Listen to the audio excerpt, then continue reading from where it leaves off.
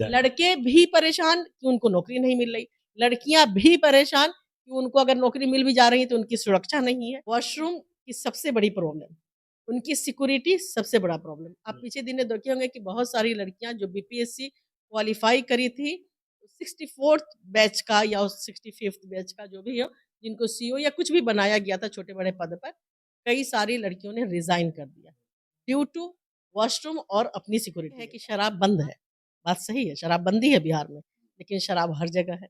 बिल्कुल वैसे ही कि भगवान दिखते नहीं है लेकिन भगवान हर जगह है। आप ऐसे नहीं चलेगा ना, शराब बंदी है तो फिर शराबबंदी होनी भी चाहिए। आज के डेट में शराब महँगी हो गई है, होम डिलीवरी हो गई हुई है। हाँ, सरकार का राजस्व खत्म हो गया है, लेकिन वो दूसरे तरफ से आ रहा है, बिचौलिए के वहाँ। बैकडोर से पैसे आ रहे हैं। ये गलत है ना, ये गलत है। छोटे-छोटे बच्चे आपको मालूम होगा, आप अगर गाँव देहात में जाएँगे तो आपको पता चल जाएगा, छोटे-छोटे बच्चों के स्कूल बैग में शराब की बोतलें डिलीवरी की जाती हैं। कि जब राहुल गांधी जी कन्याकुमारी से कश्मीर चले, मणिपुर से मुंबई चले, पैदल चले, पैदल चले, कनेक्टिविटी बनी, प्यार मोहब्बत का एक जो सिलसिला है वो बना, लोगों का विश्वास बढ़ा, आपके नेतृत्व पे, आपके नेता पे लोगों का विश्वास बढ़ा। नमस्कार साथियों, आप देख रहे हैं खुली खबर। मैं हूं सम्राट निशांत। इस वक्त हम बिहार के पटना में मौजूद है। चुनावी सरगर्मियां बिहार में तेज हो चुकी हैं। धीरे धीरे हर पार्टियां अपनी अपनी रणनीति अलग अलग तरीके से बना रही है। कांग्रेस भी एक यात्रा निकाल रही है जिसके जरिए जो है लोगों तक पहुंचने का काम कर रही है। मैं आपको बता दूं कि कांग्रेस पार्टी का ये हमेशा से रहा है कि महिलाओं को जो है अलग तरीके से अपने पार्टी में उनकी भागीदारिता को ज्यादा देता है। इस वक्त जो है हमारे साथ डॉक्टर सरवत जहां फातिमा जी हैं, जो प्रदेश की कांग्रेस यूथ की महिला अध्यक्ष। मैडम, रैली आपकी यात्रा चल रही है, यात्रा को लेकर के क्या संदेश देना चाह रही हैं लोगों में? देखिए, यात्रा तो हम लोग करते ही रहते हैं, तो गांधी जी को मानते हैं तो यात्रा तो चलती ही रहती है। तो यात्रा से ये फायदा होता है कि आप आम जन से जुड़ते चले जाते हैं, उनकी समस्याएं आपको दिखती हैं। ऐसे आकर के कोई बताएगा वो समझ में नहीं आता, लेकिन जब आप खुद अपनी नज़र से देखते हैं, उन्हें गले लगाते हैं, उनकी भावनाओं को आप समझते हैं, तो एक कनेक्टिविटी बनती है जो राहुल गांधी जी की बनी। और इससे ही काफ़ी फायदा भी हुआ कांग्रेस पार्टी को। आपने मोहब्बत देखा, की दुकान को। मोहब्बत की दुकान उन्होंने खोली, सबको गले लगाया, चलते-फिरते लोगों को हग किया, आपने देखा होगा। तो एक उसका बहुत पॉज़िटिव असर पड़ता है। लोगों को लगता है कि जिस नेता को हम फ़ोटो में देखते हैं, वीडियो में देखते हैं, टीवी पे देखते हैं, वो नेता मेरे बीच में है, मेरी बातों को सुन रहा है। तो देखिए 100% कुछ भी नहीं होता, लेकिन लोगों का वहीं पर एक विश्वास जो है वो जुड़ जाता है। ये काम राहुल गांधी जी ने करके दिखाया। पीछे भी हमारे जो अध्यक्ष थे उन्होंने भी कन्हैया जी की यात्रा, कन्हैया जी की यात्रा खास करके पलायन रोको नौकरी दो के लिए। आपने पीछे दिनों देखा होगा कि बीपीएससी में जो अनियमितता बढ़ती गई और बच्चों ने लड़के लड़कियां सब उसमें शामिल थे, उन्होंने उसका एहतजाज किया, तो उस पर किस तरह से उनको सरकारी जो हमले होते हैं, चाहे लाठीचार्ज, और उनकी बात मानी भी नहीं।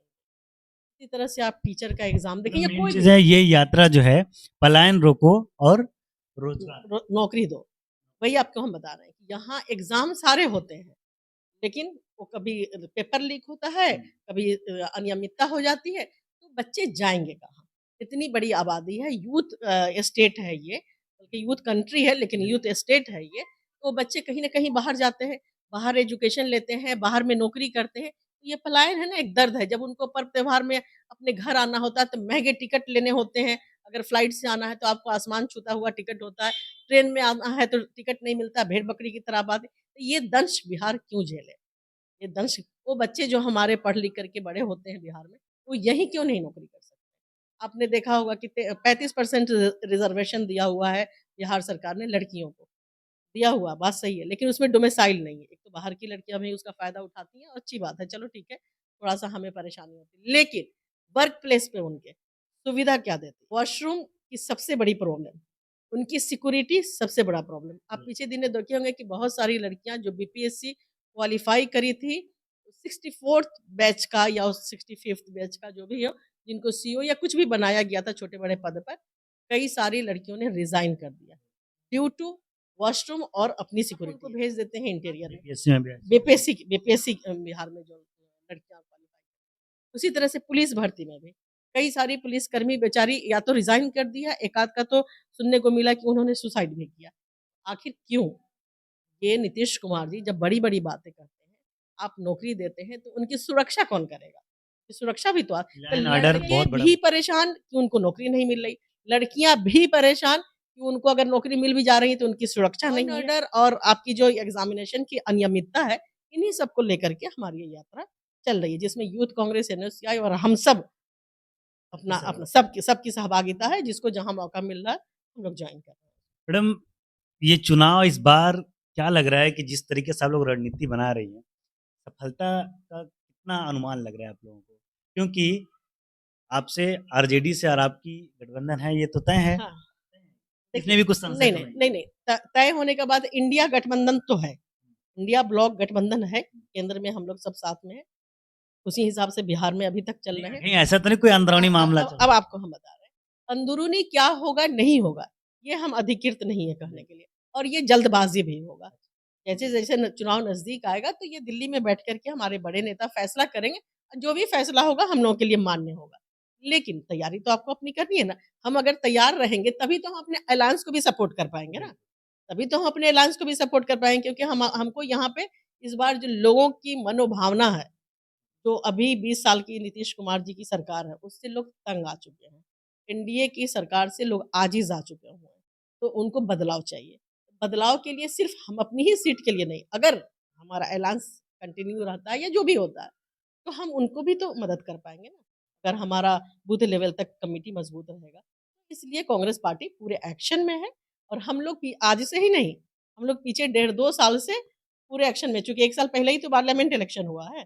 तो कांग्रेस पार्टी पूरी मेहनत कर रही वैसे है काम करने पार्लियामेंट इलेक्शन के बाद से मैडम जिस तरीके से राहुल गांधी की यात्रा हुई है, जो है चाहे कन्याकुमारी तक, चाहे उधर चले हों, चाहे फिर इधर मणिपुर से इधर चले हों, मतलब उसके बाद से पूरे देश में राहुल गांधी की छवि एक दूसरी नज़र आई।